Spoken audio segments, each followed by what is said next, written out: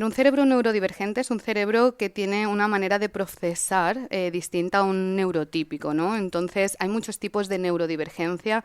Cuando hablamos, por ejemplo, de una persona del espectro autista, Ujú. una persona con altas capacidades, una persona con déficit de atención, creo que ADHD, bueno, pues hay muchos tipos de cerebros.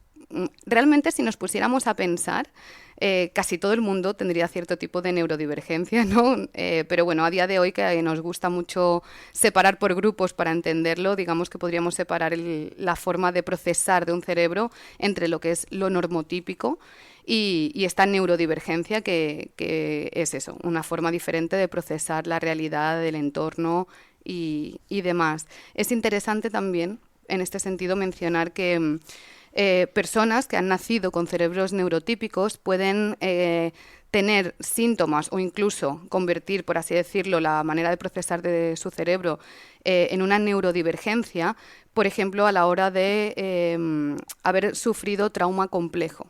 Ujú. ¿No? Que ahora, si quieres, podemos definir qué es esto del trauma complejo, que es también muy interesante porque creo que es algo también muy nuevo que mucha gente desconoce, pero que mucha gente tiene, ¿no? Y ha determinado su vida adulta. Pues cuéntanos, ¿qué es eso de trauma complejo? Vale, pues normalmente voy a empezar por definir lo que es el trauma agudo o el trauma simple, que es lo que la gente normalmente entiende, ¿no? Cuando hablamos de trauma. Y este es el que una persona vive en un momento determinado de su vida de forma puntual y tiende a tener, bueno, pues consecuencias grandes, ¿no? Puede ser un accidente de coche, puede ser una violación, puede ser, bueno, haber vivido una guerra.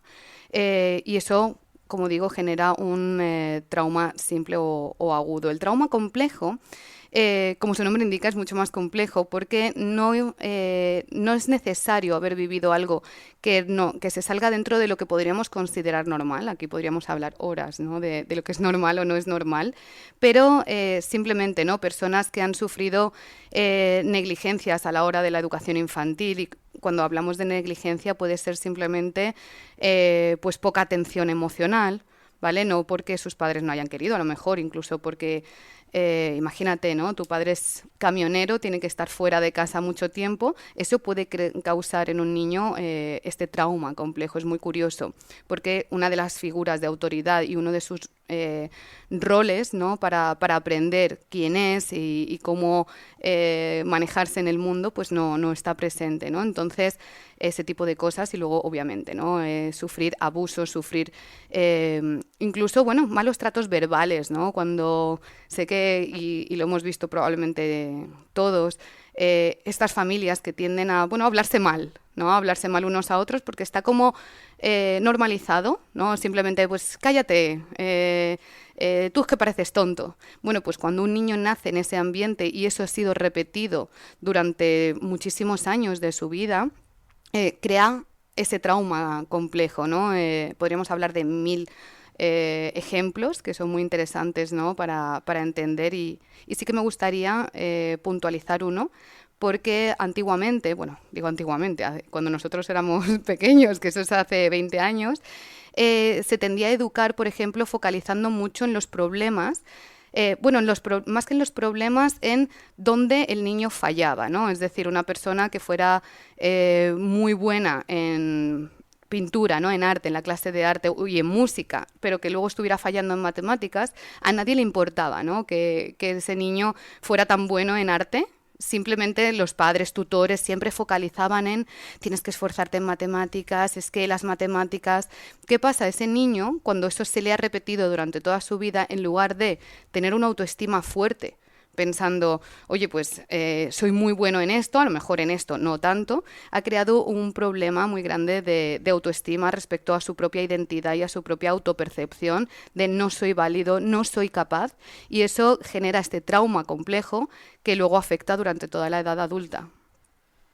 O sea, según haya sido educado, ¿no? O sea, has sido educado en ver las cosas negativas, lo que te falta, donde no eres bueno, pues sin querer estás empezando a desarrollar esa parte en lugar de si tú hubieras sido educado en qué bueno eres, qué bien potencia esto, sigue por aquí.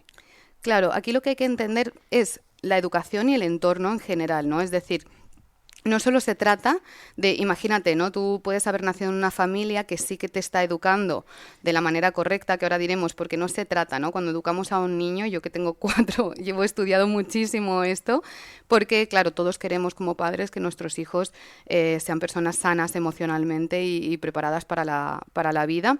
Y no es positivo tampoco decirle qué bueno eres en esto, ¿no? Pero en este caso, lo que estábamos hablando respecto a esa educación no se trata solo del entorno familiar. Tú puedes haber vivido en una familia, como digo, ¿no? Que sí que te está potenciando lo bueno, pero si luego el entorno, tú ves una película, ¿no? Y nadie valora, ¿no? Esas capacidades que tú tienes, porque a nivel cultural, ¿vale? Y esto creo que está muy ligado con lo que vamos a hablar luego de la energía femenina, la energía masculina y demás.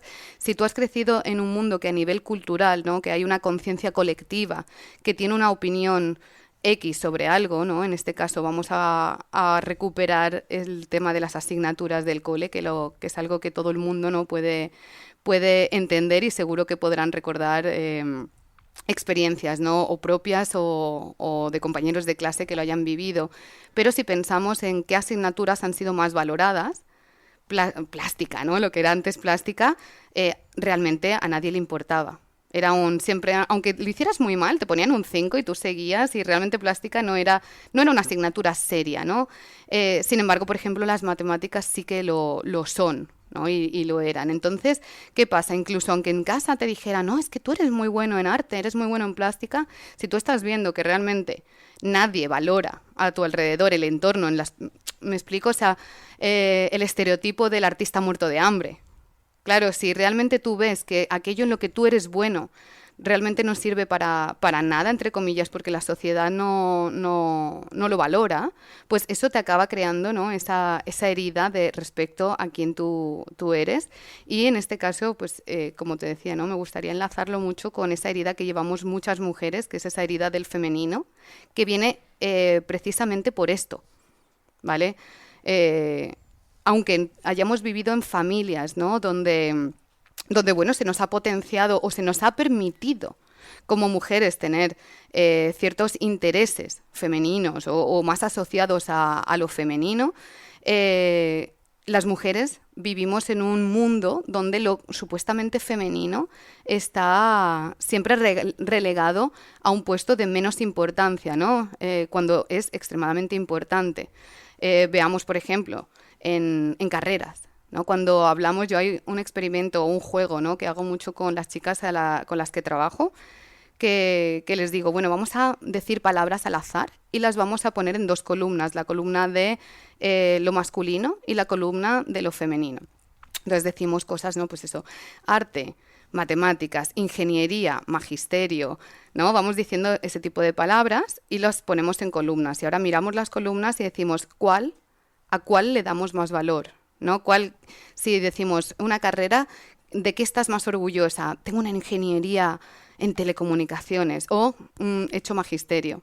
Normalmente magisterio, además, pues eso, cuando yo era pequeña era la carrera fácil, ¿no? Era lo que haces para ir a la universidad y tener algo, pero era como elegir la opción fácil. Pero si nos ponemos realmente a reflexionar en la importancia de una persona que hace la carrera de magisterio, ¿no? En esa enseñanza que tienes en tus manos a toda una generación, ¿no? Por así decirlo, la educación de toda una generación que es el futuro de la sociedad. Cuando nos ponemos a pensar en eso, realmente el magisterio tiene muchísimo valor, ¿no?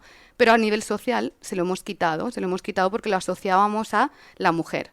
Antiguamente eran muchas más, bueno, y ahora también, muchas más mujeres como docentes, ¿no? A nivel infantil y adolescente que hombres. Entonces, estos son ejemplos de cómo a nivel social lo que está asociado a lo femenino bueno, pues se ha relegado, ¿no? a un plano de menos importancia y ha empujado a la mujer a tener que probarse continuamente para demostrar que sí que es importante, que sí que puede, que vale lo mismo que el hombre, y eso nos está manteniendo en un estado de burnout, de colapso total. Súper interesante esto de la herida del femenino y cómo lo estás hilando con el burnout y con ciertos problemas que están de forma cotidiana, ¿no? Claro, es que es muy importante entender, ¿no? Cuando hablamos, por ejemplo, de energía femenina, que ahora está muy de moda y que simplemente al final es un concepto un poco o una terminología poética de explicar algo biológico, que además quería también enlazarlo con el por qué digo que una carrera de magisterio puede estar más enfocada a la mujer. Y es que tenemos que entender que esto de la energía femenina o la energía masculina son simplemente procesos, la manera de explicar procesos biológicos que vienen determinados por el género, ¿vale? Esto es algo inamovible que por mucho que haya tendencias, ¿no?, que quieren que el ser humano sea cada vez más homogéneo, por así decirlo, y romper las diferencias entre los géneros, es algo que no se puede romper porque está determinado a nivel genético. Y esta determinación, ¿no?, hace que, por ejemplo, el cuerpo de la mujer funcione y funcione en un estado de equilibrio a través de la hormona de la oxitocina. Y esta hormona es muy importante, es imprescindible para crear vínculos, conexiones, y es la hormona también de la empatía. Por eso se dice que carreras vinculadas a temas sociales, ¿no?, a trabajar con personas, a educar niños, son prioritariamente femeninas, porque la mujer normalmente es la que tiene más predisposición a ese tipo de trabajos donde, trabajamos con personas y formamos estos vínculos y estas conexiones. Entonces, ¿qué es lo que ocurre aquí, ¿no? Cuando una mujer está desconectada de esa energía primaria, ¿no?, femenina, hay varios problemas. Por un lado, sus niveles de cortisol normalmente están muy elevados porque se centra en la energía de la acción que, como digo, ¿no?, se basa en este cortisol sostenido durante un tiempo, pero al final el cuerpo de la mujer es mucho más sensible al cortisol, ¿no? Entonces, ¿qué es lo que pasa cuando la mujer está dentro de este bucle, ¿no?, del que no puede salir? Porque, como hablábamos antes, en esta infancia, ¿no?, por este tema de la educación, muchas mujeres han vivido en un estado de alerta constante. Es decir, tengo que llegar, tengo que demostrar, tengo que hacer, ¿no? Y esa herida del femenino también ha metido eso muchísimo, ha interiorizado mucho eso en su cabeza, en su subconsciente. También hemos oído muchísimo eso de tú tienes que ser independiente. A mí me lo decía mi abuela paterna y era su obsesión.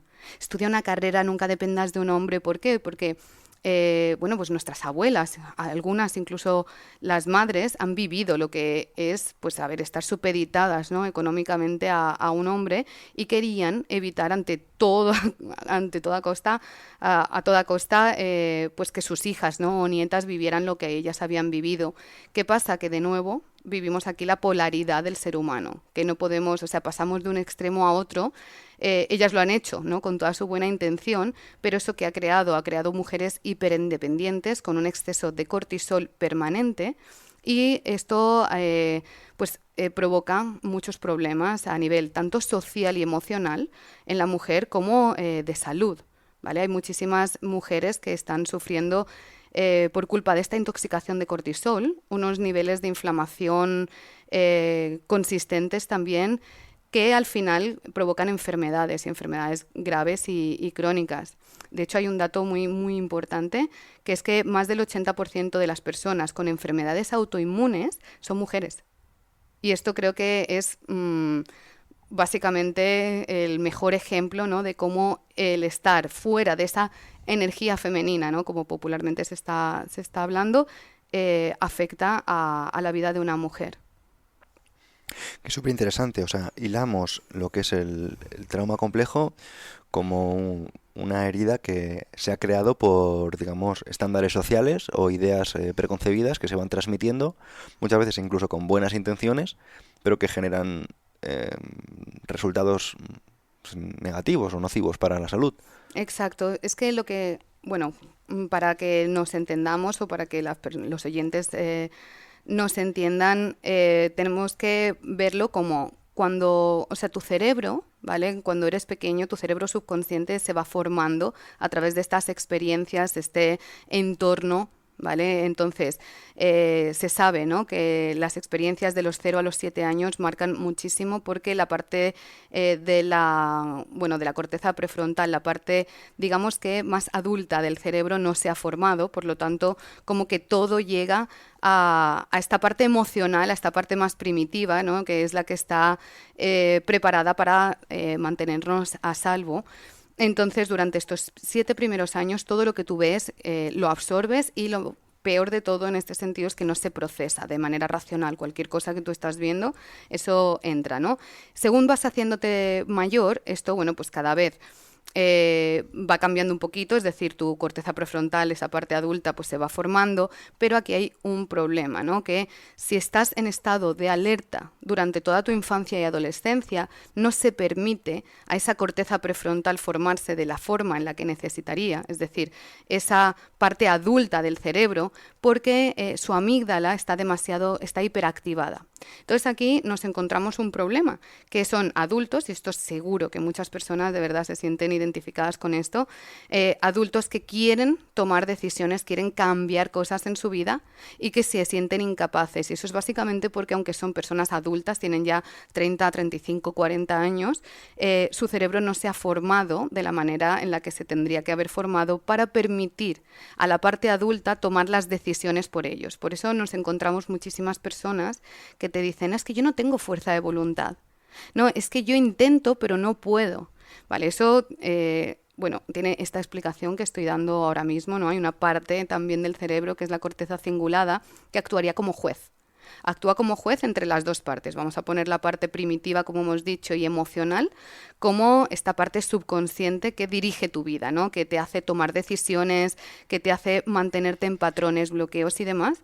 Y luego está la parte más adulta, ¿no?, la parte más consciente, que es la que dice, vamos a ver, si yo sigo cometiendo estos patrones, algo muy fácil, ¿no?, en la alimentación, si sigo comiéndome un donut cada día, me voy a poner enferma. Voy a tener diabetes o voy a subir de peso. Entonces, mi cerebro adulto quiere dejar de comerse ese donut. Mi cerebro emocional dice, no, no te voy a dejar. Entonces, ¿quién es el juez? La corteza cingulada. ¿Qué pasa? Como digo, si durante toda esta etapa de la infancia y la, vamos a decir, juventud, no adolescencia, juventud, estamos en estado de supervivencia, esa corteza cingulada se atrofia y no permite darle paso a la parte adulta del cerebro, que es la que toma decisiones. Y ahí es donde, bueno, está esa falta de fuerza de voluntad que mucha gente dice, pero que realmente se fundamenta en cómo se ha formado su cerebro durante esta etapa. Lo bueno es que se puede cambiar, que el cerebro es extremadamente plástico y puede cambiar. Sí, bueno, sencillamente para añadir un poco a lo que has dicho, no solo en personas que a lo mejor han crecido con esas dificultades, sino una persona que pueda ser totalmente consciente o bastante consciente, cuando se activa la amígdala por algún tipo de estresor o lo que sea. Al final, esa producción de glutamato lo que está haciendo es inhibiendo ese corte prefrontal que permite tomar decisiones racionales y muchas veces incluso personas en su día a día, ¿no? Personas que a lo mejor pueden estar totalmente preparadas o incluso totalmente formadas, cuando están sufriendo un momento de adversidad o dificultad, si no son conscientes de que tienen ese miedo, de que están en modo bajo amenaza, las decisiones no van a ser claras y van a ser difíciles muy probablemente de salir de ahí con razón o incluso con buenos recursos, ¿no? Lo vamos a hacer bajo ese secuestro de la amígdala. Claro, es que justo es un poco a lo que me refería antes con el tema del trauma complejo, porque cuando hablamos de trauma complejo parece que estamos hablando de eso, de algo muy grave, pero respecto a lo que tú comentabas, estas personas que incluso parece que no han tenido ningún trauma complejo, al final esto es muy sencillo, ¿no? Cuando tu amígdala se enciende, es porque estás sintiendo como esa amenaza. Entonces, normalmente, ¿qué dos motivos, por así decirlo, harían que tú te sientas bajo amenaza? Uno, la parte biológica, ¿no? Nuestro cerebro todavía es muy primitivo y hay ciertas cosas que nos resultan amenazantes por defecto. aunque no lo hayamos aprendido, venimos con esto de serie, ¿no? Totalmente. Y luego, por otro lado, está lo que sí que hemos aprendido, como yo ponía en mi caso, ¿no? Con el tema de las cámaras.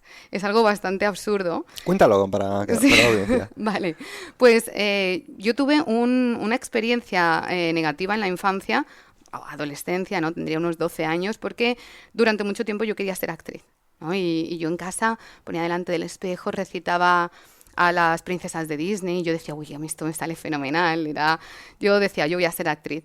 ¿Qué pasa? Un día el hermano de una amiga mía, que era más mayor que nosotras, igual que él tenía 16, estaba estudiando cine, me dio la oportunidad, ¿no? Me dijo, bueno, voy a hacer un corto y tú que quieres ser actriz, te voy a hacer una prueba, ¿no? Bueno, pues como papel principal. Y dije, pues genial, yo súper emocionada. Y el día que me iba a grabar, me bloqueé completamente. O sea, encendió la cámara y a mí me empezó a entrar, bueno, un pánico escénico, un bloqueo que era absurdo, ¿no? Porque yo estaba con mi amiga y con él, que estaba, bueno, en un entorno seguro. Y eso a mí me generó mucho miedo. Entonces lo que hice, pues como todo niño pequeño en ese sentido, que es rechazar lo que te da miedo, ¿no? Entonces cambié totalmente, dije yo lo de ser actriz ya no me interesa, ahora quiero ser arqueóloga en ese momento y sí, yo cambio de profesión muchísimo durante todos esos años. Pero sobre todo es eso, ¿no? O sea, evité durante muchísimo tiempo el ponerme delante de una cámara y bueno, pues mi cerebro automáticamente, por mucho que lo haga ahora, ¿no? Y que parece a lo mejor que estoy suelta, que hay chicas que me dicen, no, pues si tú estás muy suelta. Y yo le digo, no sabes lo mal que lo paso antes. Pero el cerebro, una de las maneras de reprogramarlo es exponerse continuamente a esa situación, ¿no? Para acostumbrarlo a que, oye, no está pasando nada realmente peligroso. De hecho, para los oyentes o espectadores, no hemos presentado precisamente a Lara porque tenía este miedo a la exposición y vamos a aprovechar esta oportunidad que ya ha arrancado y ya hemos Muy llevado bien. un buen rato hablando Sí. para que hagas esta definición, ¿no? Porque te hemos traído como experta arquitecto de identidades, que es Ujú. me contabas, una profesión emergente, y nos vas a hablar también de una cosa que me parece muy curiosa y muy interesante para la audiencia, y es cómo se están interpretando las energías masculinas y femeninas y cómo lo enlazas tú en las consecuencias que estamos viendo en la cotidianidad. Exacto, vale. Bueno, pues la profesión de arquitecto de identidades se basa en ayudar a personas a alinear su ego, la parte, ¿no? Lo que ellos piensan de sí mismos y cómo su cerebro subconsciente, de nuevo, interpreta el entorno de manera alineada con sus objetivos. ¿Vale? Y esto es muy importante porque al final realmente la personalidad, ¿no? O la identidad de una persona solo debería querer cambiarla en caso de que nos esté afectando en lo que nosotros queremos como nuestra vida, ¿no? Entonces, el arquitecto de identidades se centra, por un lado, en la reprogramación del cerebro subconsciente y luego en todo lo que es la parte estratégica, ¿no? de esa identidad y de su entorno, de sus decisiones, para acompañar a esa persona al resultado que quieren. Durante mi carrera, pues yo he ayudado a mujeres, por ejemplo, ¿no? que tenían patrones muy negativos en sus relaciones de pareja, por lo que estábamos hablando antes y que ahora profundizaremos más, esa parte de la energía masculina en la mujer, que uno de los campos en los que más le afecta es en sus relaciones románticas. Pero bueno, también acompaño a mujeres y he acompañado a mujeres en su carrera laboral, ¿no? En convertirse en la mujer que quieren ser a nivel laboral, en conseguir a nivel económico aquello que quieren conseguir, el tipo de vida, ¿no? que quieren conseguir, porque además primero es algo que yo hice conmigo misma. Yo he sido mi primer objeto de estudio y Cuéntanos eso. bueno, pues a ver, yo por circunstancias X en mi vida soy una persona pues que ha sufrido este trauma complejo. Aparte, como hablábamos antes, mi neurodivergencia, que en su momento, cuando yo era pequeña, realmente no se veía ni se estudiaban las cosas como ahora. Luego yo he estado pensando, ¿no? Muchas veces y yo he pensado, ¿cómo puede ser que no se dieran cuenta de que yo no era realmente normal? Yo era una niña que, por ejemplo, todos los niños, esto además me acuerdo mucho, pues tendríamos 4 o 5 años y hubo una fiesta de cumpleaños, tengo marcadísimo, donde había que explotar globos, ¿no? Los niños se sentaban en el globo y habría que explotarlos y yo estaba en pánico. porque una de las características de las neurodivergencias son hipersensibilidad a los estímulos sensoriales. Por ejemplo, pueden ser sonidos, luces, etcétera. Y a mí los sonidos, o por ejemplo las montañas rusas, me dan pavor. Todo lo que es temas de, bueno, pues de parque temático, ¿no? A nivel adrenalina, yo lo he pasado siempre desde muy, muy, muy, muy pequeña, fatal, ¿no? Entonces, bueno, pues en este caso, perdóname porque creo que me he desviado y no sabía cuál era la pregunta que me he ido. No, te estaba preguntando en cuál era tu caso, cómo lo has aplicado para ti. Ah, vale, sí, genial. Entonces, bueno, pues lo que estábamos comentando, ¿no? Pues por todos estos hechos me costaba mucho, ¿no? También a nivel social, no me entendía, ¿no? Yo he vivido sin entender muy bien dónde encajaba y quién era yo y sintiendo además que tenía mucho problema yo, ¿no? O sea, el problema soy yo porque los demás son normales y yo no lo soy. Y entonces eso unido pues con temas familiares, porque yo no veo a mi padre desde los 12 años, bueno, pues eso me hizo ser una persona, ¿no? con trauma complejo que tenía estos patrones dentro de sus relaciones. Yo tenía una energía masculina increíble que por un lado, porque además esto quiero puntualizarlo, que una mujer tenga energía masculina no es malo. Lo que es malo es no ser capaz de regularla, tanto hombre como mujer. Necesitamos ambas y cuando estamos en un estado de supervivencia, porque yo en mi vida tengo un caso también, ¿no? Del que he hablado, de hecho ahora estoy escribiendo mi segundo libro donde lo explico en profundidad. Yo he tenido épocas muy duras de mi vida donde yo tenía a mi hijo muy pequeñito, no tenía dinero, su padre no estaba y he tenido que hasta buscar monedas, ¿no? Dentro de las rendijas del sofá para comprarle Dalsi. Eso es algo que lo he comentado varias veces porque todavía lo tengo enquistado dentro porque es muy duro, ¿no? Entonces, cuando estás ahí, estás en supervivencia, tú no puedes estar en energía femenina, ¿no? La energía femenina te mantiene con el sistema parasimpático, ¿vale? Activado. Entonces, tu sistema parasimpático es el que te mantiene relajada, te mantiene pues sin tomar acción, ¿no? En este tipo de situaciones uno no puede tener ese sistema activado porque si no, pues se muere, ¿no? ¿Y cómo sales de ahí? Pues es una carrera de mucho tiempo, porque primero, yo busqué soluciones en todo, como he dicho antes, cuando yo necesito o busco o tengo un problema, normalmente tiendo a obsesionarme, también esto es otra de las características de la neurodivergencia, me obsesiono con el tema y hasta que no me hago súper experta no paro. Entonces, una de las primeras cosas que recuerdo es un sufrimiento innato. Es decir, yo era una persona que mi familia recuerda como con muy mal carácter en la adolescencia. Yo a día de hoy creo que no era que tuviera muy mal carácter, yo era una persona que sufría, o sea, tenía una sensación interna de sufrimiento constante que, bueno, podía tener o no tener motivo aparente, pero cuando incluso no lo tenía, yo seguía sufriendo, ¿no? Entonces, poco a poco yo empiezo a buscar solución, empiezo a leer y estudiar muchísimo sobre psicología y todo lo asociado, me da igual psicoanálisis, terapia cognitivo-conductual, PNL, y aplicar todo conmigo. Empiezo a ir a psicólogos X, los cuales en su momento, a mí por lo menos, no me ayudaron más allá de entender el por qué. O sea, yo entendí, vale, has tenido una infancia X y por eso estás como estás, pero yo a partir de ahí como que me quedaba bloqueada y decía, bueno, ¿y qué más, no? Dime cuándo me voy a mejorar o dame herramientas. Entonces, así me pasé muchos años, muchos años de mi vida. Y mi vida adulta ha estado marcada como en dos puntos muy, muy grandes. Quizá el primer punto fue esto, cuando yo tengo a mi hijo, que lo tuve muy joven, a los 18, y entra esta crisis, ¿no? Del 2008, porque él nació en 2006 y era todavía el mundo un poco en la burbuja esa que vivíamos, donde había muchísimo trabajo para todo el mundo.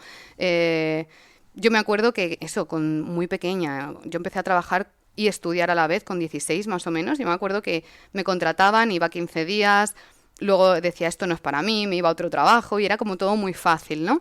Entonces tengo a mi hijo, por motivos X el padre no se hace cargo, no está y estoy yo sola con él, viviendo sola con él, pero llega la crisis del 2008.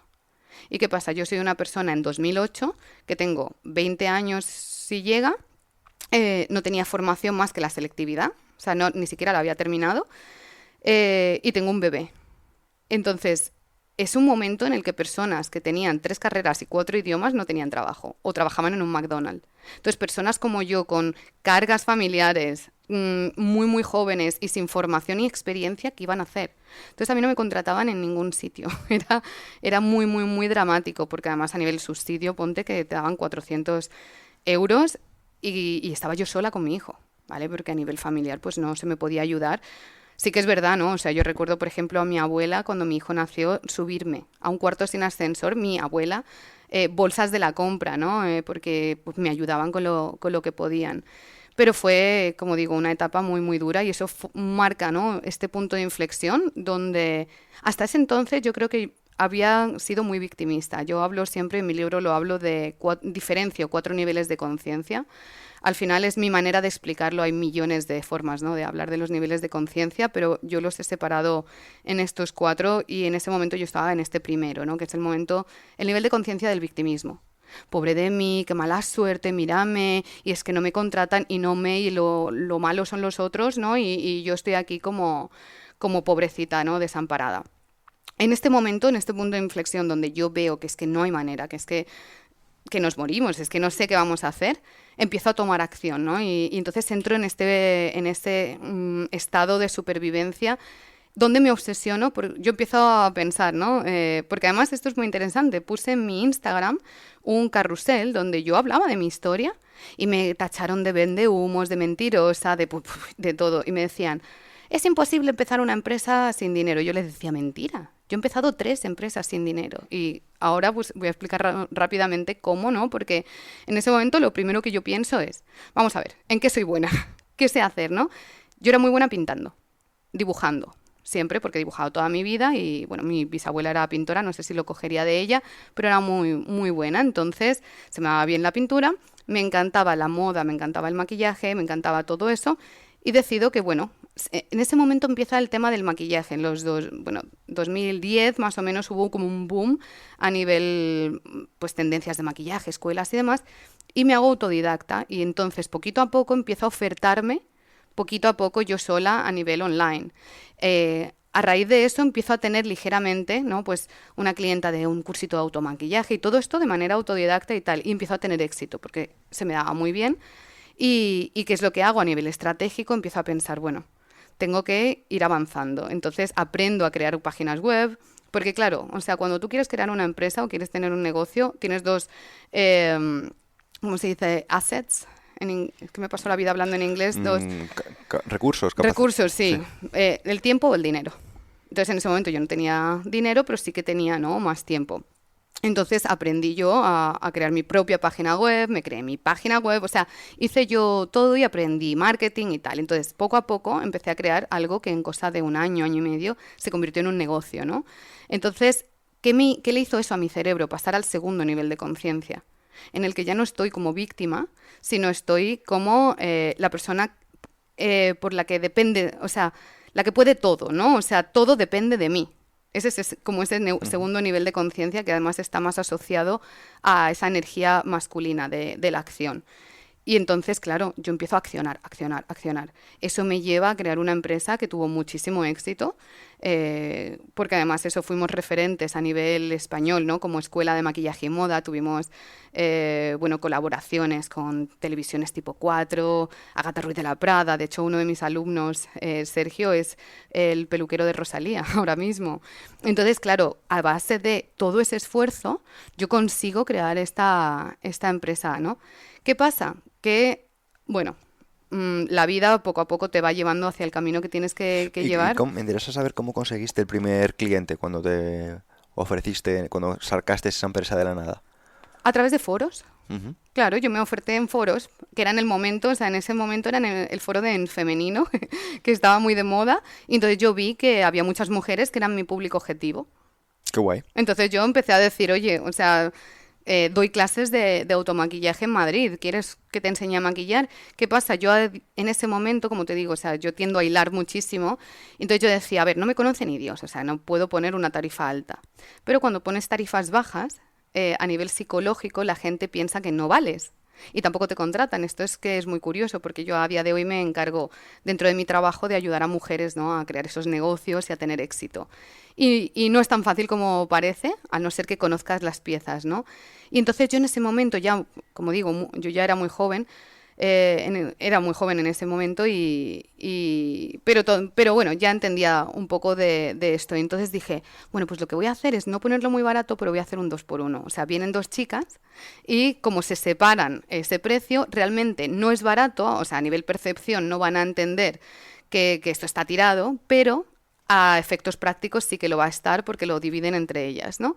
Y creo que esa estrategia me ayudó a empezar a tener todas esas mujeres que luego yo les hacía fotos, veíamos el resultado, tenía sus testimonios y esa prueba social que hacía que, bueno, vinieran más personas, ¿no? Y de esa manera mi negocio pudo crecer hasta que, como decía, el segundo punto, ¿no?, clave de mi vida fue con el COVID, que es cuando yo pierdo esta empresa, que no la pierdo directamente en 2020, yo, en esa energía masculina y de cabezona que estaba, y de miedo además, ¿no?, a perder todo aquello que yo había creado, porque yo había pasado, como digo, de prácticamente estar en riesgo de exclusión social a vivir muy bien, a tener libertad, tener dinero, un buen negocio. Es verdad que estaba muy estresada, esto también lo cuento, porque vivía en esa energía masculina que afectó mucho a mi cuerpo, que lo podemos comentar si... Has hablado ya varias veces de energía masculina, y no ¿Sí? quiero pasar la oportunidad, que es tener mucha energía masculina. ¿Cómo lo notas? Vale, cuando tienes mucha energía masculina estás directamente en la acción, ¿no? Estás todo el rato en el control, la acción y en la consecución de metas.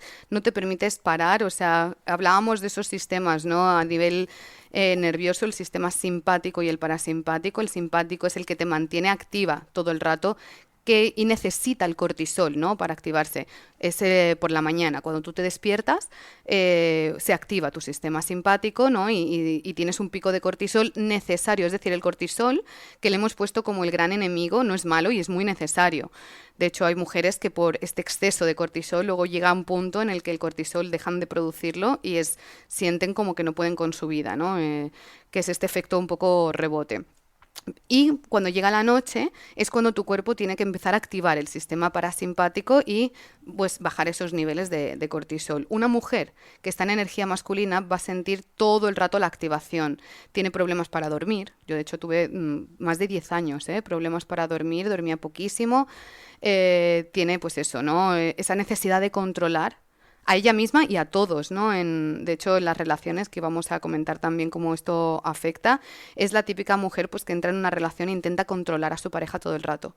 Lo que él hace, lo que dice, en qué trabaja o cómo trabaja, lo controla como si fuera su madre y no como si fuera su pareja. Y esto está muy enfocado también en un miedo, ¿no? Como hablamos, es un estado de supervivencia en el cual si no controlo, siento que pierdo el control y que esto es muy peligroso para mí, pero en realidad lo peligroso para una mujer es estar en ese estado. ¿Y qué consecuencias tiene mantener ese estado? Bueno, pues como decimos, ¿no?, las consecuencias pueden verse en distintos campos, en distintas áreas. Para mí la más grave es la de la salud, ¿vale? Lo he comentado antes, porque el exceso de cortisol, ¿vale?, un cortisol elevado durante mucho tiempo mantiene una inflamación sistémica que, de hecho, por ejemplo, ¿no?, hablábamos antes de la pandemia del COVID. Se supo que personas que tenían mucha más posibilidad de morir durante la pandemia del COVID tenían un sistema ya inflamado per se, ¿no? Entonces, esta inflamación a largo plazo es muy nociva y, como digo, genera problemas, desde problemas de fertilidad. O sea, yo pues lo cuento en mi libro, yo tuve más de 10 abortos bioquímicos cuando soy una persona que a nivel fertilidad, es decir, yo en mi época de necesidad, como digo, que he pasado muchas necesidades, tuve que donar óvulos para poder pagar cosas, ¿no? Entonces, una persona que es donante de óvulos no tiene ningún problema a nivel genético y a nivel fertilidad, y sin embargo tuve más de 10 abortos. Entonces creo que esto es súper ilustrativo de que cómo afecta ese cortisol al cuerpo de la mujer. Y es que tenemos que entender que el cuerpo de la mujer es distinto al del hombre, ¿vale? Lo hemos hablado antes, a nivel hormonal es más complejo, no tiene unas hormonas estables, sino que somos cíclicas, luego pasamos el proceso de la menopausia y somos mucho más sensibles, ¿no?, al exceso de cortisol que nos desregula. Entonces pueden ser esos problemas en la fertilidad, pero pueden ser problemas en enfermedades autoinmunes, como también a nivel hipotiroidismo, el síndrome de Hashimoto, fibromialgia, fatiga crónica. O sea, yo he tenido fibromialgia, ¿vale? A Ujú. causa de todo esto. O sea, estamos hablando, bueno, y ya no vamos a hablar de ansiedad, depresión, trastornos de la personalidad, que que a día de hoy además están hipermedicados a nivel psiquiátrico y no se está tratando la raíz. ¿Qué características podrías señalar de una mujer que tiene mucha energía masculina? ¿Cómo la podríamos reconocer o cómo se podría reconocer ella? Bueno, pues un poco yo creo que lo que he comentado, ¿no? Es una mujer que se basa, primero, no se permite disfrutar, ¿no? Cuando pensamos, por ejemplo, o sea, yo creo que es importante pensar en qué es esa energía femenina, ¿no? Y esa relajación, el disfrute, el ser capaz de divertirse. Hay muchísimas mujeres que se van a reconocer que les preguntas por sus hobbies y no tienen. Y creo que eso es de verdad un momento, un punto de inflexión en el que te pones a pensar, bueno, ¿qué me gusta, no? Y te das cuenta de que toda tu vida es pensar en responsabilidades, trabajo, control y no te permites, ¿no? Disfrutar. Son mujeres eso, que están como digo, controlando continuamente, que se dejan de lado muchísimo porque priorizan, ¿no? Priorizan responsabilidades, deberes, todo, pero luego cuando les toca a ellas, ¿no? El poder disfrutar de eso, bueno, pues de momentos de relax, de simplemente, ¿no? Darse un baño relajante, no se lo pueden permitir, sienten que no, se sienten culpables por estar haciendo eso y no estar quizá trabajando o hacer otra cosa. Y como digo, respecto a los demás, tienden a querer controlar la vida de los demás, ¿no? Muchas veces es en estas relaciones, pero también puede ser la vida de familiares, amigos, ¿no? El yo sé más, ¿no? Déjame que yo te ayudo o lo hago yo todo por ti.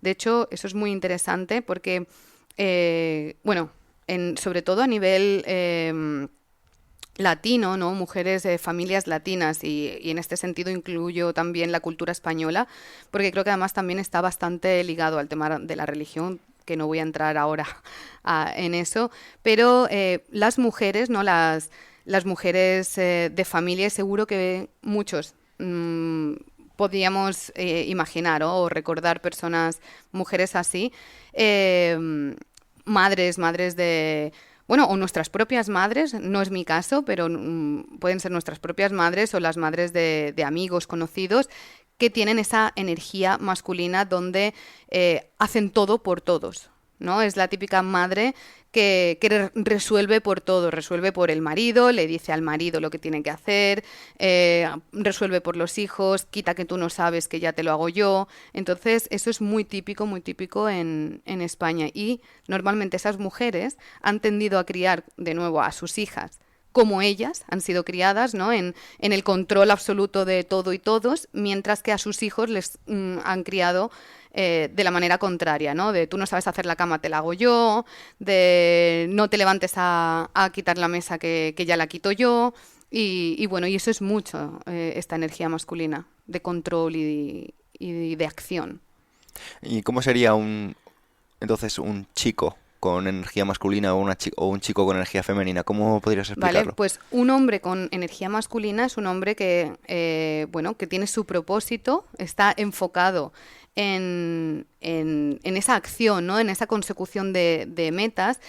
Normalmente el hombre, además, yo tengo un ebook que saqué hace tiempo que es, bueno, es un ebook gratuito que yo ofrecía en Instagram, que se llama Despierta su instinto de héroe, ¿no? Porque todos los hombres tienen esa necesidad innata de cuidar, de proteger desde esa parte masculina, que eso también es muy interesante. Entonces, es eso, un hombre en su energía masculina es un hombre que quiere cuidar, quiere proteger, quiere accionar, ¿no? Quiere proveer, ¿no?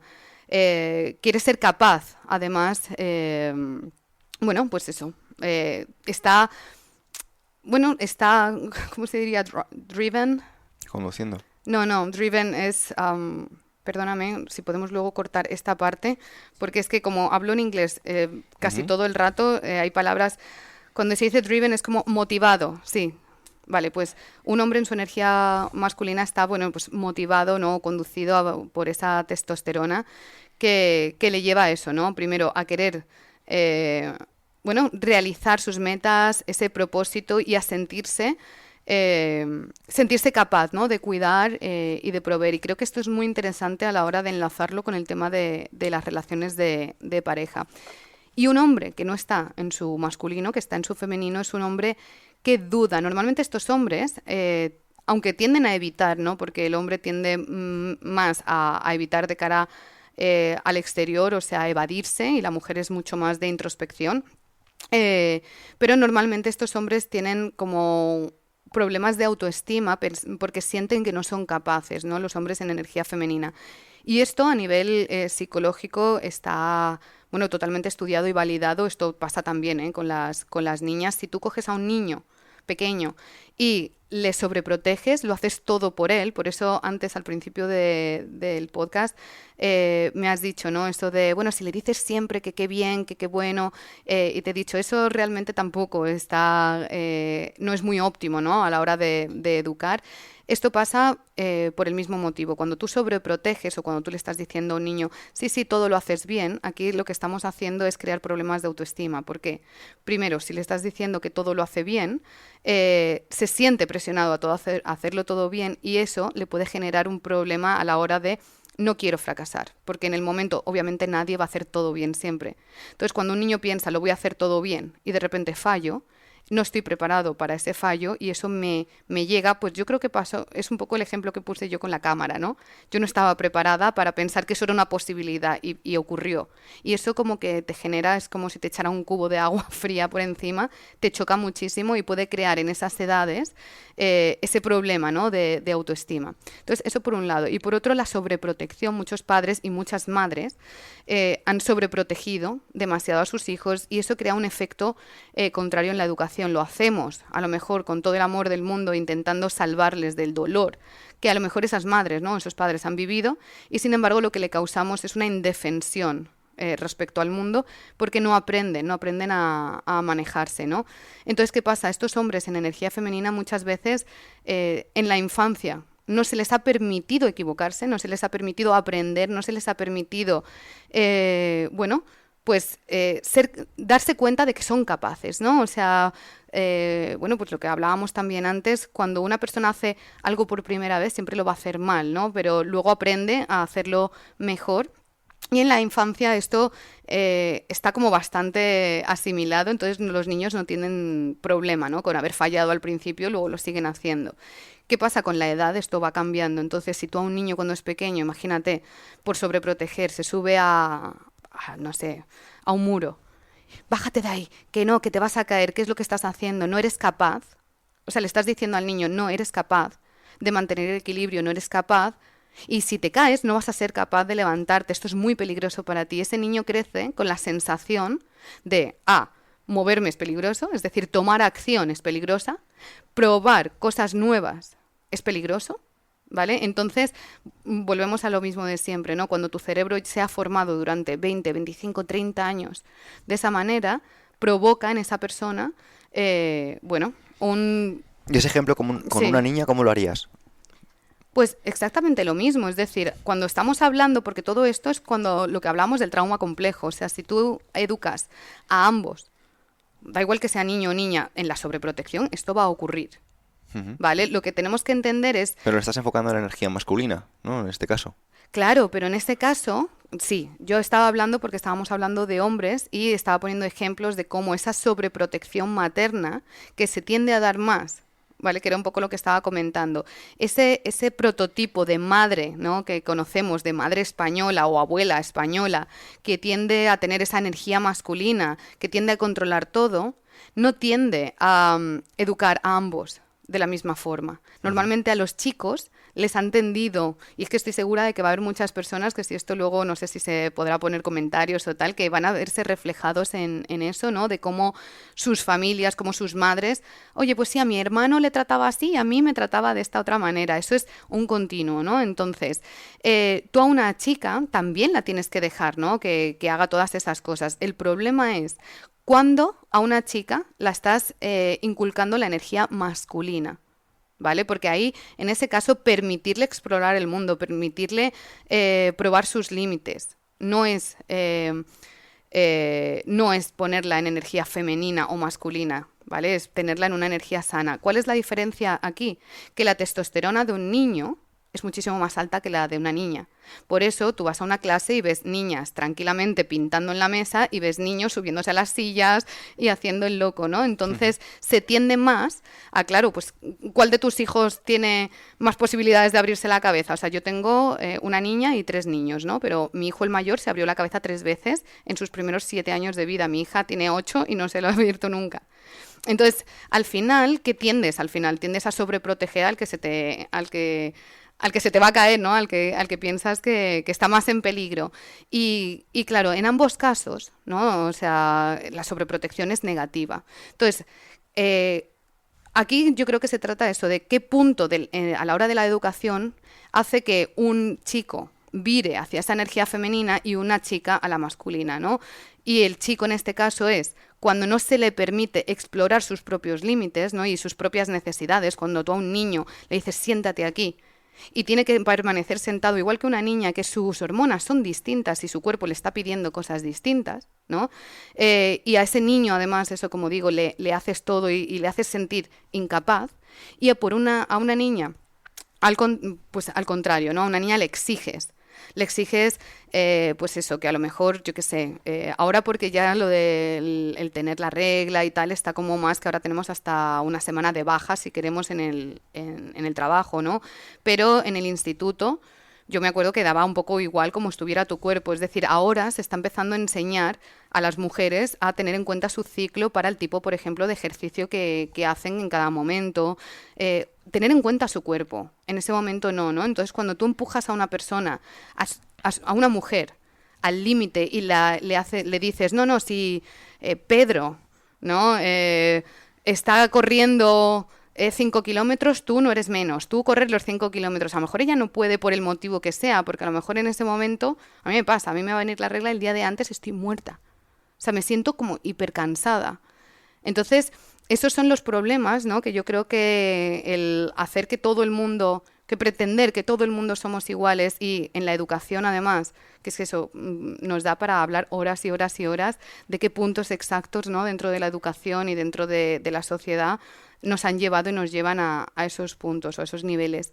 Pero es eso, pretender que todos somos iguales e intentar vivir desde ese paradigma es completamente erróneo y a ambos géneros nos está haciendo flaco favor, nos está haciendo bastante daño. Bueno, el tema de la igualdad es algo que se trata de desarrollar a nivel social cuando no tiene ni pies ni cabeza. Al final, obviamente, no somos distintos, pero se trata de actuar como si lo fuéramos. Perdón, que se trata de... Somos todos distintos y se trata de actuar como si no lo fuéramos. Y esto, a mi juicio, crea muchos problemas constantes. Y, y yo lo veo que empieza muchas veces en el colegio. Te tratan de poner a competir con capacidades que no tienes. Muchas veces te juzgan por capacidades que se supone que te van a enseñar allí. Y, y acaba muchas veces minando la autoestima de los chavales. Yo soy partidario de sacar siempre que puedas a tus hijos de esos sistemas que lo que hacen es van a atacar a la autoestima y van a impedir que medre, porque precisamente es que te están juzgando por habilidades que no tienes. Y eso, muchas veces cuando tienes que competir con habilidades que no tienes, te puede bajar la autoestima, ¿no? Entonces ves precisamente que los que más testosterona tienen son los que abandonan el colegio, son los que abandonan esas reglas. Y que al final los que van aceptando, al final se están acomodando bajo el precio de destruir su biología. Totalmente.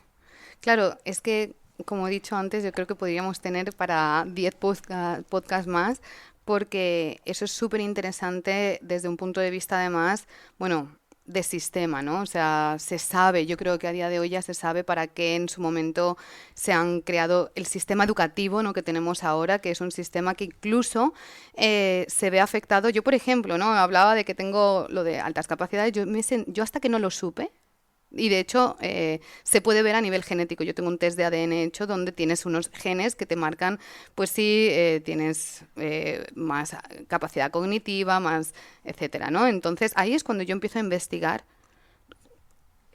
pues eso, mi tipo de cerebro, y ahí es cuando me empiezo a dar cuenta. Pero yo durante mucho tiempo me sentí como súper tonta porque cuando yo era pequeña o eras un genio en matemáticas o no eras inteligente. Y yo he sido muy inteligente en muchas cosas, pero lo veo ahora. En su momento no. Yo era una niña que a los 12 años me interesaba la mitología griega. Entonces yo iba en el coche me acuerdo con mi padrastro, me iba haciendo preguntas, ¿no? Respecto a... Yo le decía, pregúntame lo que sea sobre mitología griega con 12 años.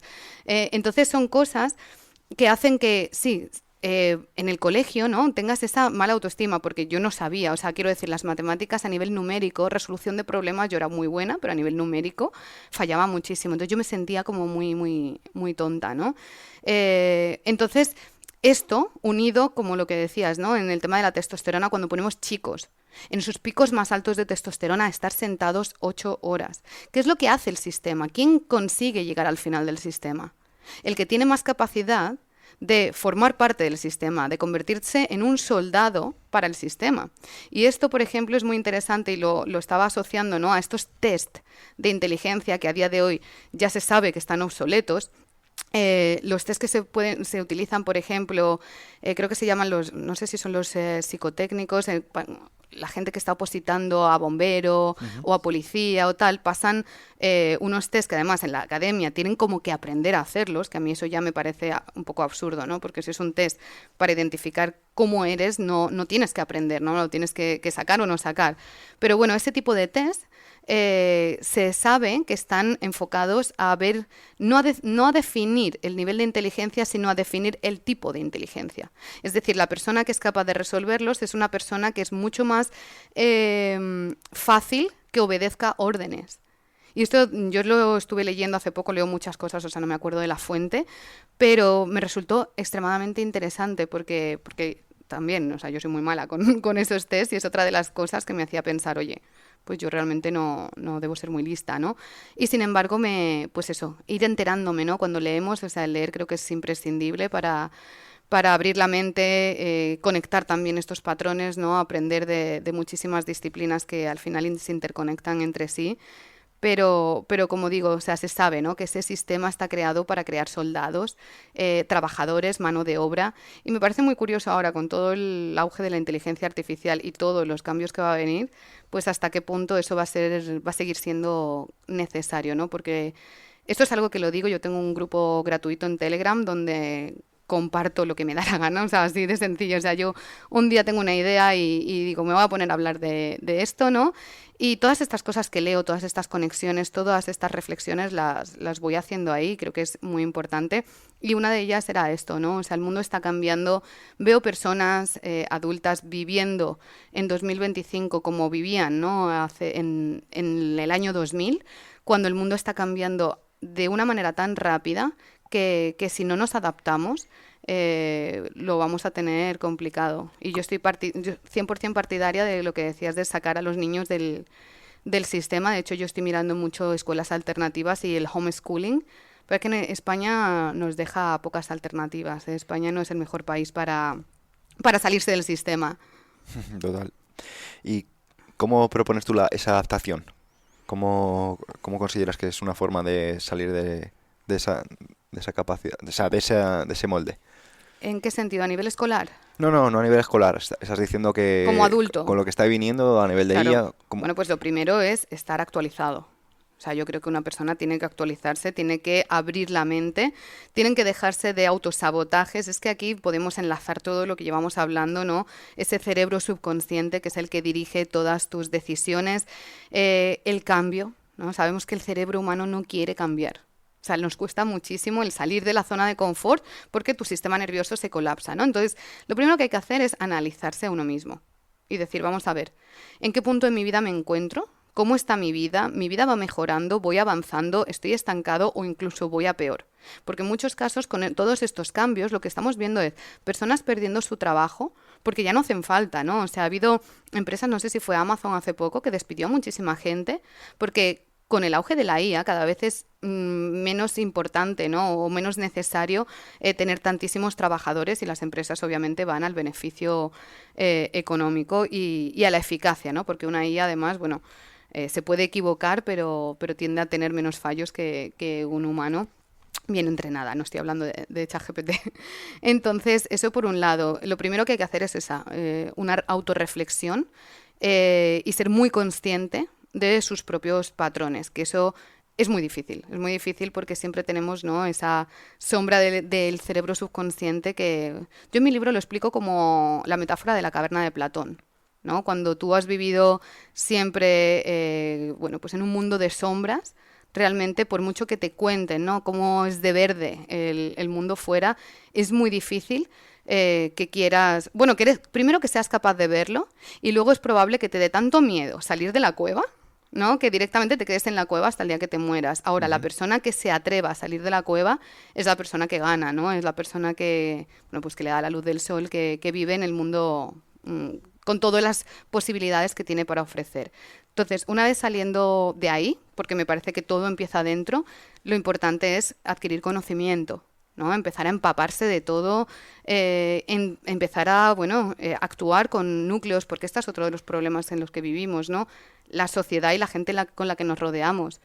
Al final, la gran mayoría no habla de esas cosas, no, bueno, pues la gente vive en ese mundo, ¿no? Repitiendo continuamente lo que aprendieron hace 20 años, el mismo tipo de vida, de patrones, de pensamientos, y se quedan ahí. Entonces, también una de las formas es salirse de ese molde, intentar encontrar personas, pues más afines a nivel intelectual y a nivel, bueno, pues a nivel de objetivos, ¿no?, de Ujú. vida, y a partir de ahí pues establecer objetivos también hacia dónde me quiero mover y qué pasos tengo que dar, ¿no?, para alinearme y crear esa identidad dentro de mí de la persona que puede llegar a donde quiero llegar. Y hay un tema que no me puedo ir sin preguntarte, y es cómo funcionan las relaciones en función de las energías que pueda tener el individuo o los sujetos. Vale, pues eso es súper interesante porque vivimos además en una de las peores crisis, ¿no?, a nivel relaciones de pareja que se están viviendo. Por un lado, como decíamos, ¿no?, esto viene de este desequilibrio energético en el cual, a ver, tenemos que partir de la base de que una pareja necesita un equilibrio, un equilibrio energético en el sentido de no puede haber dos personas con la misma energía. ¿Por qué? Porque es como una empresa, una relación al final, o sea, yo siempre hago ejemplos de paralelismos, ¿no? Una relación es como digo, como una empresa. Entonces, en una empresa no puede haber dos personas haciendo las mismas funciones todo el rato, porque hay funciones que se quedan sin tocar y sin hacer, ¿no? Entonces, para que una empresa sea funcional, para que una relación sea funcional, tiene que haber ambas energías. Tiene que haber una persona pues que tenga unas fortalezas y que sean las debilidades del otro para que se complementen. Entonces, nos encontramos en un mundo donde, a ver, a nivel biológico de nuevo, las mujeres necesitamos, ¿vale?, que el hombre esté en su energía masculina para nosotras poder estar en la femenina. ¿Por qué? Porque cuando hay un hombre que realmente tiene la capacidad de sostener, ¿vale?, que te puede mantener diciendo, ya estoy yo aquí, no tienes que hacer tú sola, ¿no? Hay una frase que es maravillosa que dice, el hombre correcto sabrá que puedes hacerlo todo sola, pero no te dejará sola para hacerlo, ¿no? Entonces, para que una persona pueda tener el sistema parasimpático activado, necesita no sentir que está en peligro y en caso de sentir que, oye, necesito que haya otra persona que también sea funcional y me diga, oye, de esto me encargo yo, ¿no? Eso me permite como mujer estar en ese, bueno, pues en ese estado más relajado donde también me permite sacar bueno, esta energía femenina, estos atributos femeninos que me permiten también aportarle a él todo aquello, bueno, que a lo mejor a él le hace falta, ¿no? Pues esa conexión, esa espiritualidad, esa parte más de vínculo, esa parte más de empatía. Entonces, ¿qué ocurre aquí? Que cuando vivimos en una sociedad donde las mujeres están en su energía masculina y el hombre en su femenino, hay dos grandes tendencias, por así decirlo. La tendencia de la no relación, ¿no?, donde las mujeres son incapaces de entrar en una relación estable de pareja porque los hombres se convierten en personas evitativas que sí que se quedan en la relación, en el rollo, como llamábamos antes, ¿no? Porque quieren ese beneficio de la relación, pero no quieren la parte, ¿no?, de sostener la relación desde el punto de vista de la responsabilidad, porque son personas con pánico, ¿no?, a hacerse responsables. Hace tiempo se llamaba el famoso síndrome de Peter Pan, pues lo que hablábamos, personas que se han quedado a nivel emocional en la infancia. Y entonces eso, entramos en estas dinámicas que además mucha gente conoce como apego ansioso evasivo, ¿no? Que tiende mucho a estar muy relacionado con esto. Y eso por un lado. Y por otro lado encontramos relaciones donde sí, duran años, son estables. La mujer es la que mantiene el control de todo, la mujer está en la energía masculina, el hombre está en la femenina, o sea, la mujer es la que lleva todo, por eso se dice además, y a nivel estadístico es real, que las mujeres tienen un síndrome del burnout tremendo. ¿Qué es llevar todo? Llevar toda la responsabilidad de todo. Son mujeres que trabajan fuera también, o sea, el hombre trabaja fuera, ella trabaja fuera, pero luego llevan todo, sobre todo la carga mental, ¿no? Porque esto se ve mucho en hombres que dicen, no, si yo ayudo. Entonces están todo el rato preguntándole a la mujer, bueno, ¿y qué hago para cenar? Claro, él hace la cena, pero ya te está preguntando qué haces y tú eres la que lleva la carga mental. ¿Y qué hay que comprar?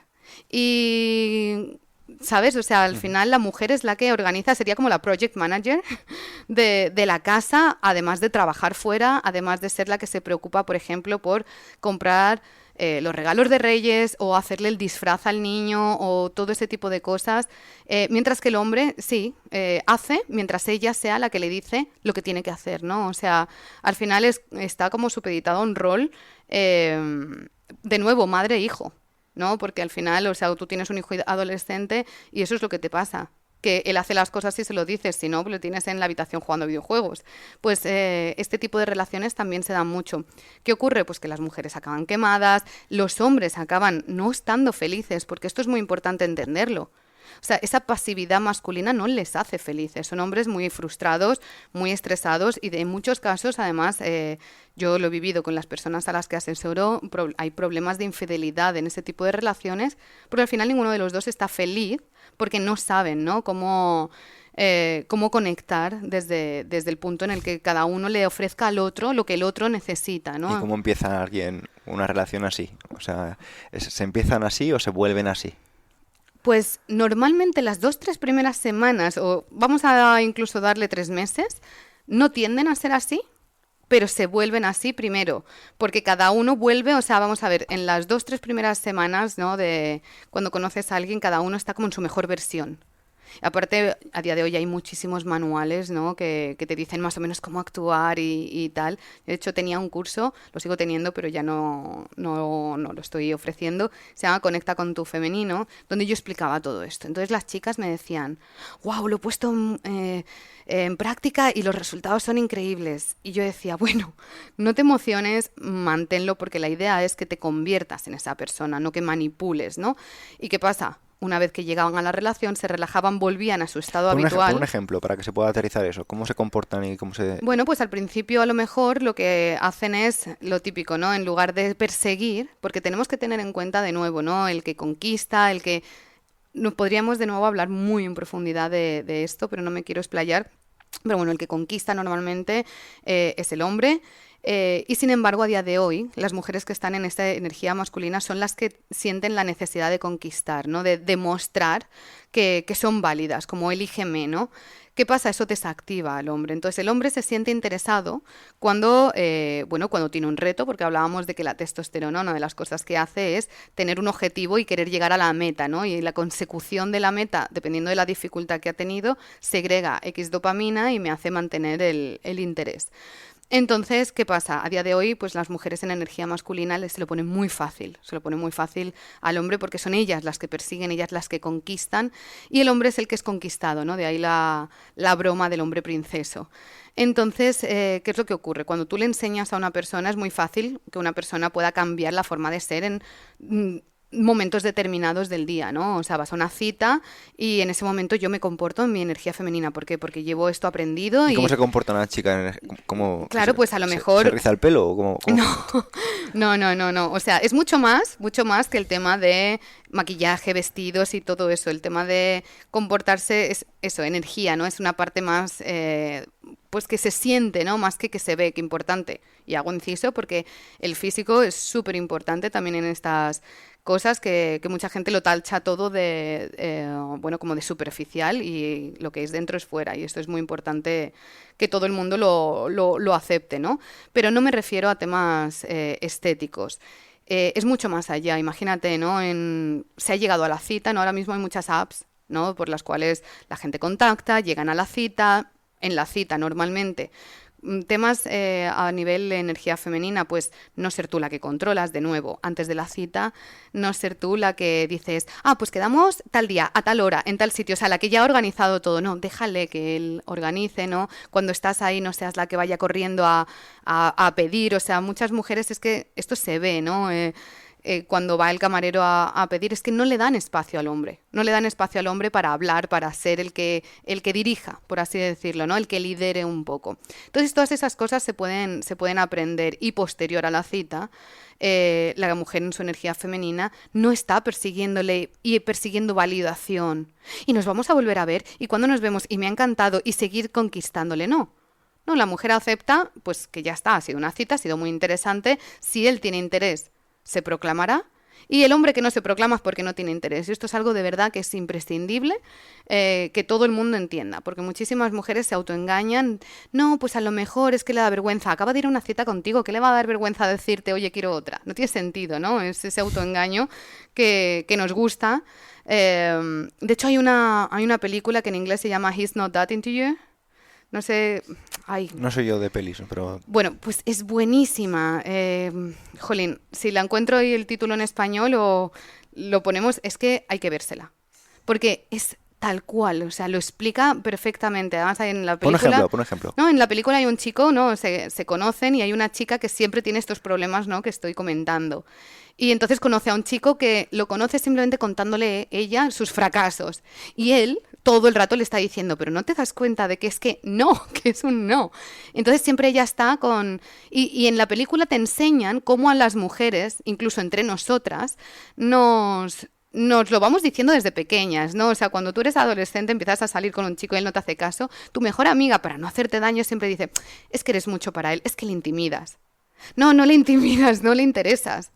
¿Vale? Y esto es súper importante. Ojo, que la parte de la intimidación existe. ¿Eh? Esto es otro tema porque un hombre también se puede sentir intimidado, pero ahí vuelve la energía.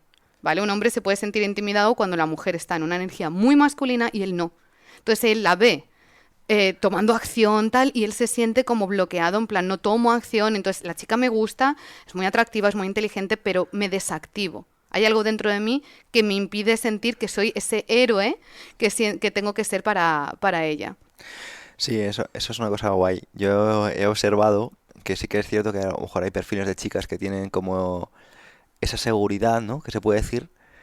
Y al final, claro, a mí me gusta mucho leer entre líneas, ¿no? Y es igual que puedo observar a un chico que esté súper fuerte y lo que veo es una carcasa por una inseguridad interna, ¿no? Pues yo veo a esa chica y aunque me muestre mucha seguridad, lo que sé que es una persona que está buscando un abrazo. Y decir, sí, cálmate un rato, ¿sabes? O sea, porque al final yo lo veo un poco por la vida. Cuando a alguien se le ve muy, muy rígido, muy firme, muy, muy serio, el tipo no está siendo así porque él quiera estar así, sino porque la vida le ha llevado a ser rígido, firme, serio y demás. Y es una coraza. Es una coraza, yo lo veo por muchos amigos míos. O sea, al final tú les puedes ver que son así firmes, serios y tal, pero lo que pasa realmente es que... Es miedo a mostrarse. No es exactamente miedo, sino que en su entorno tienen que ser así, pues si no se los comen. Entonces al final, cuando no están en un entorno así de tiburones, están pues con amigos y con gente que son, sabes, que son buena gente, pues se permiten bromear, se permiten hacer el tonto, se permiten pues ser como más niños. Ajá. Y no es ese punto tan, ¿cómo te diría?, tan agresivo, demás. Pues yo también, si eso lo veo en una mujer, si se está mostrando rígida, firme, seria, no es porque la mujer sea así de base, sino porque ser así le funciona pues para sus negocios o para sus cosas y demás, y no ha sabido desconectar. Claro, o es una forma de autoprotección. Es una forma de autoprotegerse. Si yo voy, de hecho, una de las cosas que yo también recuerdo, ¿no?, de asesorar a estas mujeres en su vida romántica, de que alguna me venía y me decía, he ido a la cita y lo que he hecho ha sido dejarle muy claro que yo no soy como las otras y que yo... Y yo decía, madre mía, ya... Digo, ¿no te das cuenta de que cuando tú no eres ese tipo de mujer, ¿no?, donde tú quieres poner límites, no hace falta que tú le vayas y le digas súper tajante, voy a poner límites. Los límites se ven, se muestran, ¿no? No hace falta en cómo tú te comportas, en cómo hablas, en cómo te mueves, en lo que dices, pero no el tener que decir en el momento en el que tú pones sobre la mesa, ¿no? De manera defensiva, oye, conmigo no te equivoques, que yo no soy ese tipo. Ahí ya estás rompiendo primero ese posible vínculo, ¿no? Que se puede crear y segundo le estás dando esos detalles a esa persona, ¿no? De decir, esta chica está a la defensiva, ¿por qué? Porque ya se ha encontrado muchos problemas, ¿no? O esto le ha ocurrido en el pasado, entonces ya estás dando detalles que realmente no te favorecen. ¿Qué errores cometen las chicas que tú puedas decir? O los chicos, lo que consideres. No, pues uno de los errores más grandes, y volvemos otra vez al tema biológico, es el tema de tener contacto físico íntimo muy pronto. Eso es un error. ¿Cuándo? Es muy pronto. Pues no es un tema tanto de días, horas y demás, sino de conexión emocional. Y no digo conexión emocional con, ojo, cuando encontramos una persona que es como súper intenso 2 días y pensamos, no, la conexión emocional es cómo de segura me siento y cuánto esta persona me ha demostrado que está ahí para mí de manera consistente. Y esa es la clave, no es un tema de días u horas, ¿no? No es tres citas, no, eso es ridículo, ¿no? Porque una persona puede ir contigo 6 veces, salir contigo 6 veces y luego, si te he visto, no me acuerdo, pero una persona cuando tiene un interés real te lo va a demostrar. De hecho, y esto es una regla y de verdad que no me equivoco, o sea, llevo mucho tiempo con esto, cuando tú sales a una cita con un hombre y el hombre muestra interés real, ¿no? Pero no te empuja a la cama, no te empuja, oye, vente a mi casa, oye, terminamos en mi casa y tal, está mucho más interesado en ti de manera real que el que te empuja. Porque el que te empuja, el que dice, no, y acabamos en mi casa o te invito a mi casa, ese hombre ya te tiene en mente que quiere lo que quiere contigo y no tiene miedo a que tú le encasilles dentro del tipo de hombre que te quiere para lo que quiere, ¿no? Mientras que al que realmente le interesas, ese hombre sí que va a estar pues con pies de plomo porque no quiere que le veas de la manera en la que otros pueden presentarse. Eso por un lado. Y entonces a nivel femenino es muy importante, y esto no es un tema, ¿no? Porque esto lo he tenido que comentar varias veces, no es un tema moral. No es un tema de hacerte, de ser una mojigata, ni un tema moral. Es un tema biológico. Cuando la mujer tiene intimidad, segrega mucha más oxitocina que el hombre. El hombre segrega más dopamina. Volvemos a hablar de las hormonas. Para el hombre eso es llegar a la meta. Es como si el periodo de conquista del hombre ha sido entrenar para una carrera y el sexo es la carrera, o sea, he llegado a la meta. ¿Qué va a hacer él después? ¿Seguir entrenando para esa misma carrera que a lo mejor hasta dentro de un año no? Él desconecta y ya no le interesa. Pero ¿qué pasa? Sobre todo si al final no era una carrera como que le ha parecido a nivel psicológico muy importante, es decir, bueno, tú que haces además deporte, me imagino que sabes, habrá carreras, yo es que no soy muy de eso, pero hay carreras o hay competiciones más importantes probablemente que otras para las que te preparas mucho más tiempo y que te las tomas más en serio que a lo mejor correr la San Silvestre ¿no? Entonces, pues esto es parecido, ¿no? Entonces, el hombre lo que siente es eso, ¿vale? Cuando no hay conexión emocional suficiente. ¿Cuándo se crea la conexión emocional? A través de, bueno, pues como decía, ¿no? Los actos de servicio, el que el hombre se demuestre a sí mismo, oye, esta chica me interesa y me esfuerzo por ella el tiempo suficiente. Esto entra también en juego la falacia del coste hundido, que básicamente lo que viene a decir, ¿no? Que cuanto más invierto en algo, más difícil me es desapegarme de aquello en lo que he invertido. Entonces, eso a nivel masculino. A nivel femenino, el tener intimidad es segregar mucha oxitocina. Por lo tanto, una chica que conoce a un chico y ella, uy, este chico me encanta, me acuesto con él, lo que me va a pasar justo después es que mi cuerpo va a tener esa hormona del amor, que es como se define, ¿no? La oxitocina, muchísimo más potenciada. Eso va a crear un vínculo mío hacia ese hombre muchísimo más fuerte, mientras que él se está desapegando. Por eso, cuando se tiene intimidad muy pronto, antes de que haya una vinculación emocional más fuerte, pasa eso, ¿no? Ella acaba más enganchada y él se desengancha. Y son esos momentos donde ella empieza a ver que el otro se empieza a retirar y ella entra más en masculino. Porque lo que ella percibe es, tengo que demostrarle más que soy la mujer ideal para él, ¿no? Que soy perfecta, que soy la... Y entonces empieza a hacer más lo que él realmente debería hacer por ella o lo que ella querría que él hiciera, ¿no? Porque el ser humano se proyecta. En plan, voy a hacer por él lo que a mí me gustaría. O sea, si él hiciera esto por mí, yo me enamoraría. Por lo tanto, lo hago yo por él. Y eso lo que hace es que rompe muchísimo más la brecha porque el hombre piensa, madre mía, la tengo en el bote.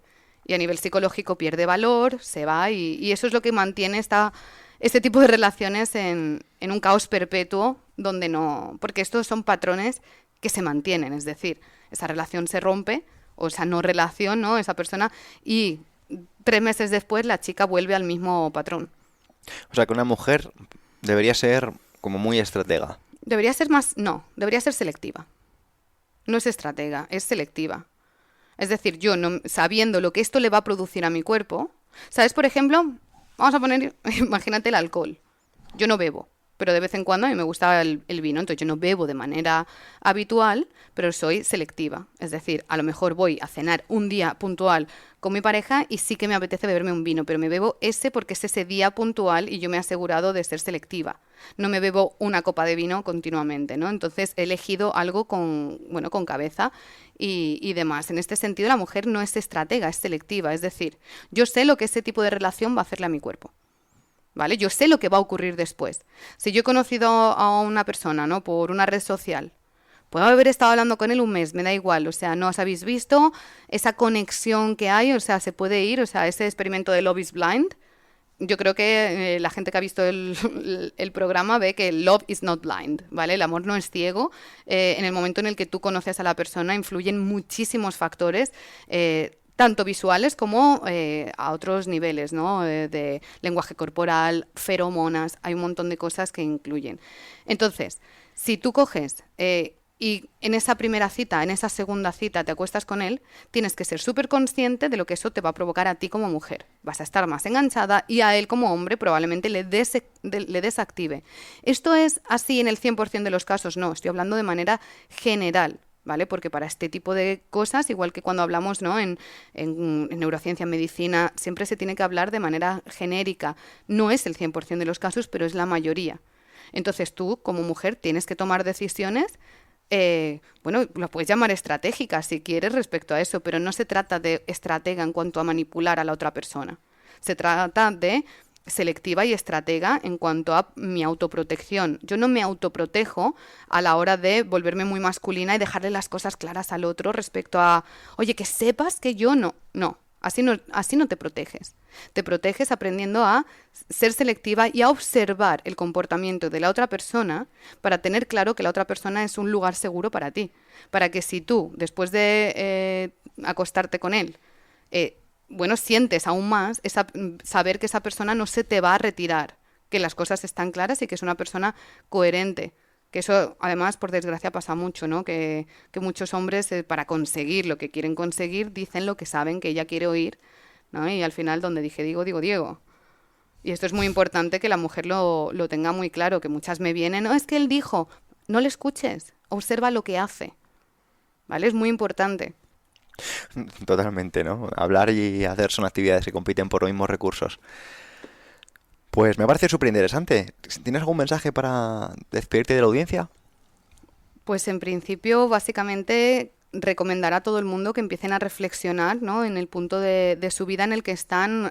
Sobre todo, además, es muy interesante ahora porque, bueno, estamos a punto de entrar en 2026, ¿no? Y a nivel simbólico, cerrar un año, comenzar un año nuevo, creo que es a nivel psicológico, ¿no? Ayuda mucho a hacer esta recapitulación y además supuestamente yo no soy muy de temas astrológicos, ciclos y demás, pero tengo entendido que ahora se está cerrando un ciclo de varios años de convulsión y demás y empieza un nuevo ciclo, ¿no? A nivel colectivo y creo que es un momento imprescindible, ¿no? Para que todo el mundo haga una reflexión acerca de en qué punto de su vida están, qué áreas son las que les gustaría mejorar, cómo se están, o sea, qué patrones están siguiendo que no les permiten avanzar y cómo quieren vivir el resto de su vida, porque tenemos que entender, hablando un poco de que estamos en 2025, 2026 y el mundo está cambiando, que ya existen, ¿no?